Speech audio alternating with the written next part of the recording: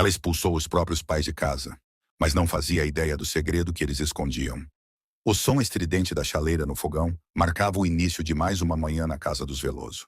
O cheiro de café recém-passado se misturava ao de pão quente vindo da padaria da esquina, como acontecia há mais de 20 anos naquela casa de muros baixos e jardim sempre bem cuidado. Sentados à mesa da cozinha, seu Álvaro e Dona Lúcia dividiam o silêncio e as preocupações com a mesma xícara de costume. Ambos já passavam dos 70 anos, e os olhos cansados que trocavam entre si carregavam décadas de luta, amor e sacrifícios. A filha deles, Renata, havia se mudado para a casa dos pais após o divórcio turbulento que enfrentou 2 anos antes. Na época, ela chegou de mala e dor, amargurada com a vida e com o ex-marido, acompanhada do filho pequeno, Lucas. Os pais abriram os braços e o coração como sempre fizeram. Renata foi recebida com a mesma ternura com que acolheram todas as suas fases da vida, desde a infância teimosa até a juventude rebelde. Mas o tempo passou, e junto com ele algo mudou em Renata. O tom de voz começou a ficar mais ríspido. Pequenas discussões se tornaram rotineiras. Reclamações constantes sobre a falta de espaço, a bagunça dos velhos ou o cheiro forte de pomada começaram a se tornar parte do dia a dia. O neto, agora com 10 anos, passava mais tempo trancado no quarto com fones nos ouvidos do que interagindo com os avós que tanto o adoravam. Pai, mãe, a casa é pequena. Vocês já viveram bastante. É hora de descansar num cantinho só de vocês, longe do barulho, da confusão aqui. Essas palavras, ditas por Renata numa manhã de sábado, cortaram mais fundo que qualquer faca. Álvaro apertou a mão de Lúcia sob a mesa. Os dois sabiam que aquilo era mais que um pedido. Era um aviso. A cena seguinte, dias depois, foi de partir o coração. A mala velha de rodinhas sendo arrastada pela varanda, o olhar cabisbaixo de Dona Lúcia, e seu Álvaro tentando manter a dignidade enquanto ajustava o boné surrado na cabeça. Eles deixavam a própria casa que haviam construído tijolo por tijolo com o suor de décadas. Saíam sem gritar, sem maldizer, só com os olhos marejados de quem nunca pensou viver para ser descartado. Renata, do outro lado, suspirava aliviada. A sensação de liberdade parecia justificar o gesto frio. Ela achava que havia feito o necessário.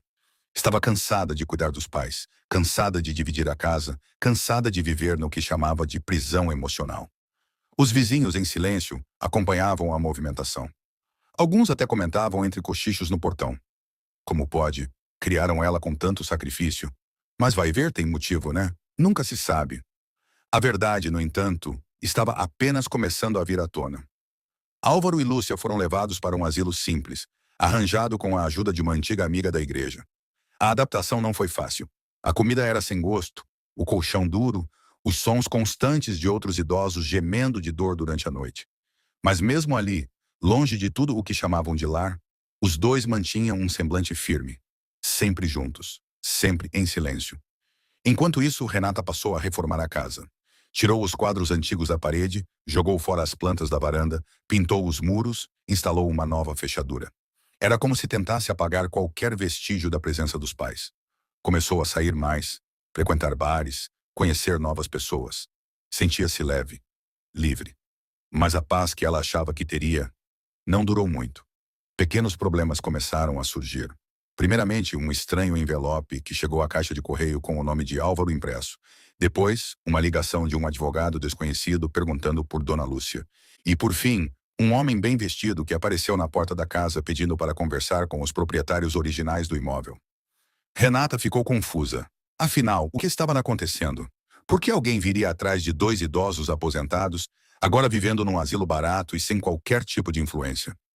Mas o que ela não imaginava é que aquele era apenas o começo de uma série de acontecimentos que iriam virar sua vida do avesso. O sol já nascia morno no jardim da instituição onde Álvaro e Lúcia agora viviam.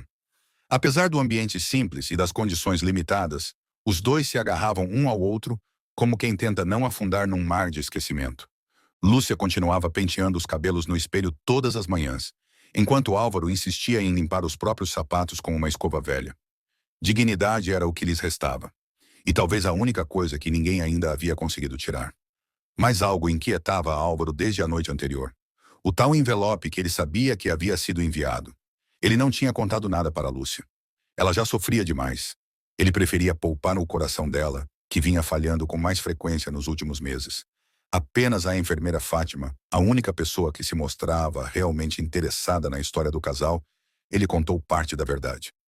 Seu Álvaro, o senhor já pensou em chamar a sua filha para conversar? Ela não quer saber da gente, minha filha. Para ela, a gente já morreu. Só que tem coisas que a morte não leva. Segredos, por exemplo. Fátima apenas engoliu seco. Tinha respeito demais por aquele senhor calado, de olhar profundo e fala pausada. Mas o que ele quis dizer com segredos? Ela não ousou perguntar. Na casa recém-reformada, Renata se envolvia cada vez mais com um novo estilo de vida. Trocou o carro, começou a ostentar nas redes sociais, deixou o filho sob os cuidados de uma babá enquanto saía com amigos novos. Um desses amigos era Daniel, um homem bem apessoado, educado e aparentemente interessado nela. Mas o que Renata não sabia é que Daniel não surgiu do nada. A verdade é que, após a reforma da casa, documentos importantes desapareceram. E alguns deles estavam vinculados a uma antiga empresa em nome de Álvaro. Daniel, sem que Renata soubesse, era um investigador particular contratado por um cliente misterioso, interessado justamente nesse passado. Ele não se aproximou de Renata por acaso. Cada passo estava sendo cuidadosamente observado. Enquanto isso, no asilo, Álvaro começava a escrever cartas. Não eram cartas de desabafo ou de mágoa.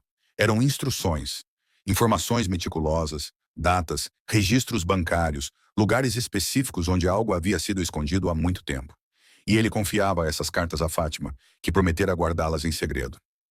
Certa noite, ao lado de Lúcia, ele soltou um comentário. Se algo me acontecer, ela precisa saber. Não pela herança, mas pela vergonha que vai sentir por ter nos tratado assim. Lúcia, segurando a mão dele, apenas concordou com um olhar cheio de saudade. Ela não queria saber de vingança, mas entendia que certas verdades precisavam ser reveladas, um dia. Nem que fosse depois que ambos se fossem. Do outro lado da cidade, Renata começou a perceber que algo estava errado. O banco ligou questionando sobre movimentações antigas na conta conjunta dos pais. Depois, a imobiliária que administrava o imóvel revelou que a escritura da casa não havia sido transferida oficialmente para o nome dela. Isso a deixou irritada. Mas a casa é minha. Eles disseram que me deixariam tudo. Não existe nenhum documento com essa informação, senhora. O imóvel está registrado no nome do senhor. Álvaro desde 1986. Não houve transferência nem testamento oficial. O chão de Renata começou a tremer. Ela ligou para o asilo. Disse que precisava falar com os pais. Queria resolver tudo. Mas Fátima atendeu e disse que eles estavam indispostos naquele dia. E realmente estavam. Lúcia havia tido um pequeno mal-estar e Álvaro estava agitado demais, como se sentisse que algo se aproximava. Renata, então, foi pessoalmente até o local. Chegou de carro importado, salto alto, óculos escuros e uma expressão firme. Assim que entrou, o ambiente se calou. Os idosos a observavam com uma mistura de curiosidade e reprovação. Fátima a conduziu até a pequena sala de visitas. E lá estavam eles. Álvaro, de chapéu na cabeça, sentado ereto numa cadeira de madeira simples. Lúcia, com as mãos no colo, olhando a filha como quem encara um estranho. Renata, apesar de tentar parecer confiante, estava nervosa. Eu vim, porque precisamos conversar, ela disse tentando soar casual. Álvaro ergueu os olhos lentamente. Agora você precisa da gente? Renata engoliu seco. O clima era pesado, silencioso. É sobre a casa. O banco ligou. Disseram que o imóvel ainda está no seu nome. Preciso que assine os papéis de transferência. Álvaro cruzou os braços pensativo. A casa nunca foi seu direito, Renata. A gente só queria te ajudar. Mas ajuda não é entrega. E confiança. Você jogou fora. Ela, impaciente, se levantou. Eu só quero resolver isso. Por que complicar? Vocês sabem o que eu passei naquele divórcio. Eu não aguentava mais aquele peso, aquela convivência. Vocês me sufocavam. Lúcia fechou os olhos contida. Você nos sufocava também. Mas a gente jamais jogou você fora por isso. O silêncio que se seguiu foi insuportável. Renata saiu dali com o coração acelerado. Pela primeira vez, algo nela parecia se mover. Não era arrependimento ainda, mas era desconforto. Culpa disfarçada. Talvez medo. Dias depois, Fátima recebeu um envelope no portão do asilo. Não havia remetente, apenas o nome. Para Dona Lúcia e Senhor Álvaro Veloso. Dentro, havia uma foto antiga, um número de cofre e uma carta com caligrafia masculina, detalhando uma conta especial que havia sido aberta há mais de 30 anos. Junto, um bilhete. Se um dia a verdade precisar aparecer, ela estará aqui. Confie em quem souber ouvir com o coração. Fátima congelou. E naquele momento percebeu. A história da família Veloso estava apenas começando a se revelar. E Renata ainda não fazia ideia do que estava prestes a descobrir. Os dias no asilo seguiam num ritmo calmo e cinzento, como se cada minuto arrastasse o peso de um século. Mas dentro daquele lugar esquecido por muitos, o coração de Álvaro batia mais rápido do que nunca. Algo o dizia que o momento estava próximo. A verdade estava por vir. Fátima, a enfermeira de confiança, agora tinha em mãos algo que nem ela compreendia completamente. Um número de cofre, uma foto antiga e uma carta que parecia mais um testamento enigmático. As informações estavam guardadas dentro de um envelope selado com fita preta e lacre de cera, a moda antiga. Ela pensou em entregar à família. Mas qual família? A filha que os havia abandonado. Enquanto isso, Renata voltava à sua rotina de festas, novos relacionamentos e aparências. Mas, diferente de antes, agora ela começava a perder o controle do próprio discurso. As contas atrasavam. O cartão parou de funcionar num restaurante caro. O carro novo apresentou problemas e o mecânico falou em parcelas em atraso. E o mais estranho de tudo, o advogado do ex-marido entrou em contato dizendo que uma nova movimentação no antigo processo de partilha envolvia bens ocultos dos pais dela. Bens ocultos?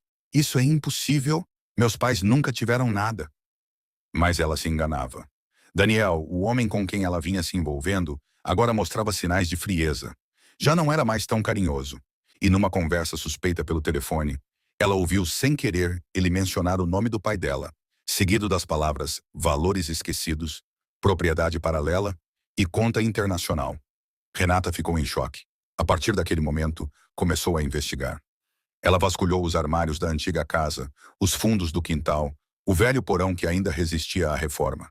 Encontrou uma caixa com cartas antigas, cartões de visita desbotados e uma fotografia amarelada de Álvaro mais jovem, ao lado de dois homens em frente a um grande armazém, com uma placa escrita: Comercial Veloso e Filhos 1984. Era uma empresa que ela sequer sabia que existira. Ela levou a foto ao cartório. E, para seu espanto, o nome de Álvaro constava como fundador e sócio majoritário de uma empresa que foi vendida em 1999, registrada com sede no interior do estado, uma empresa que havia recebido uma indenização milionária por conta de uma desapropriação feita pelo governo estadual. Mas o valor nunca fora movimentado. Aquilo parecia uma piada, uma loucura. Será que meu pai escondeu tudo isso? Sem saber para onde correr, Renata procurou de novo o asilo. Mas desta vez foi diferente. Ela chegou de forma contida, sem maquiagem, com roupas simples.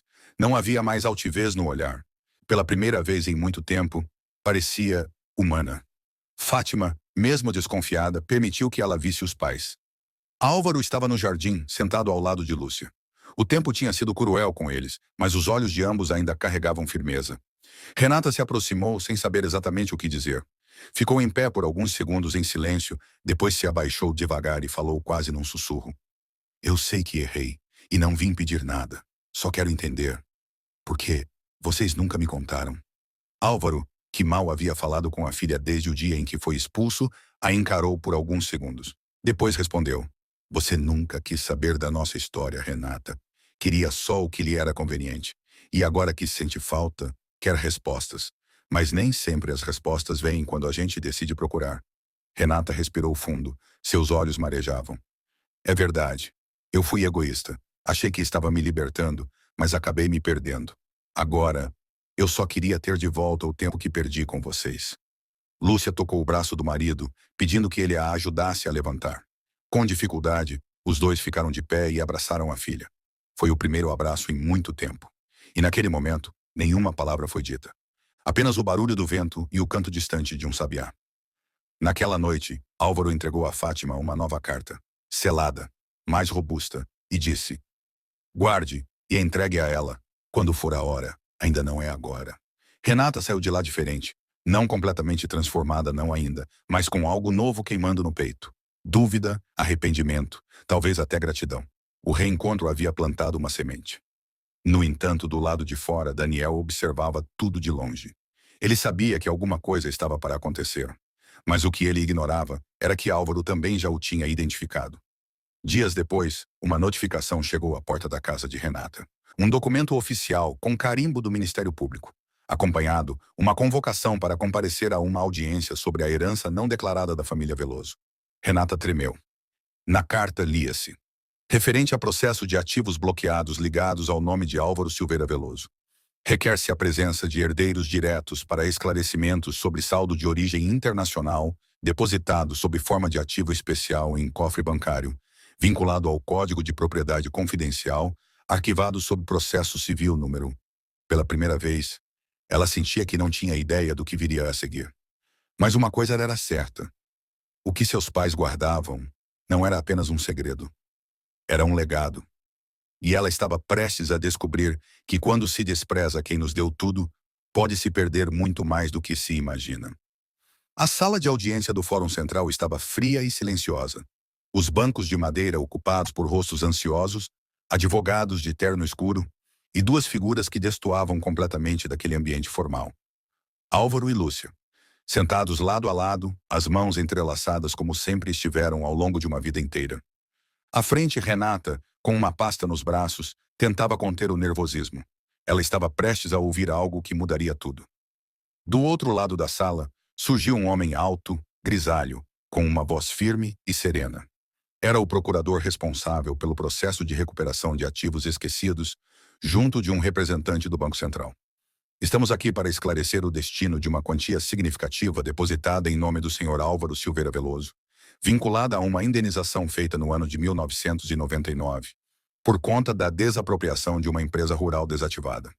O valor, nunca movimentado, foi corrigido ao longo dos anos, somando, atualmente, R$ 5.031.800. Renata arregalou os olhos, a boca secou, o coração pareceu parar. Álvaro, por outro lado, nem esboçou reação. Sabia daquilo há muito tempo. Aquele dinheiro, diferente do que muitos pensariam, não era fruto de ganância, tampouco de ego. Era parte de um plano que ele e Lúcia haviam traçado há décadas, um plano silencioso, como gostavam de chamar. Esses recursos estavam bloqueados por falta de movimentação e documentos. Mas graças à carta entregue pela enfermeira Fátima contendo a senha de cofre, registro da conta e a origem do valor, foi possível confirmar a autenticidade e liberar os ativos.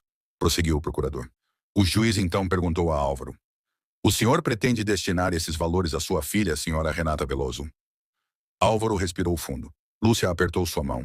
Os dois trocaram um olhar demorado, como se conversassem em silêncio. Então ele disse: não. A palavra cortou o ar como uma faca afiada. Renata se encolheu na cadeira. O juiz, surpreso, pediu que ele esclarecesse. Essa quantia foi guardada com um propósito. Não é para enriquecer ninguém, nem para sustentar uma vida de aparência. Era para ser um fundo de socorro, caso algo nos acontecesse. Mas também era uma prova de que a dignidade vale mais do que qualquer cifra. Lúcia completou com a voz mansa. Perdão a gente sempre dá, mas confiança, essa precisa ser conquistada de novo, e com paciência. Renata abaixou a cabeça. Suas lágrimas escorreram silenciosas. Pela primeira vez, ela não discutiu. Não tentou argumentar. Sabia que merecia ouvir aquilo. Mais do que isso, entendeu. No entanto, para surpresa de todos, Álvaro tirou do bolso interno do paletó um envelope pequeno. Entregou ao juiz, que o abriu ali mesmo. Era uma nova carta. Mas a gente decidiu dar uma chance. Na carta, Álvaro e Lúcia autorizavam a criação de um fundo familiar em nome do neto, Lucas. O dinheiro seria usado exclusivamente para sua educação, saúde, moradia e sustento até a maioridade. Renata seria a administradora do fundo, mas somente sob supervisão judicial até que provasse por atos que havia mudado de verdade. Renata, em prantos, se ajoelhou diante dos pais. Eu não mereço, eu sei disso, mas obrigada por não desistirem de mim, por me ensinarem, mesmo quando eu achei que já sabia tudo. Álvaro e Lúcia a abraçaram. Não foi um abraço de festa, foi um abraço de recomeço. Meses depois, a casa dos Veloso foi restaurada. Dessa vez, não por pedreiros contratados às pressas, mas pelas mãos do próprio neto, que ajudava o avô a plantar um novo jardim. Renata, mais simples, trabalhava como voluntária no asilo onde os pais haviam ficado. A cada café servido, cada lençol trocado, ela enxergava um pouco mais da dor que nunca havia compreendido. A relação com os pais, embora ainda marcada por feridas, começava a cicatrizar. E o dinheiro estava lá, guardado, mas agora com propósito. Porque a maior herança que Álvaro e Lúcia deixaram foi o exemplo de que não se mede uma pessoa pelo que ela tem, mas pelo que ela entrega mesmo quando tudo foi tirado dela. E de que o perdão, às vezes, custa mais caro do que 5 milhões de reais, mas vale infinitamente mais.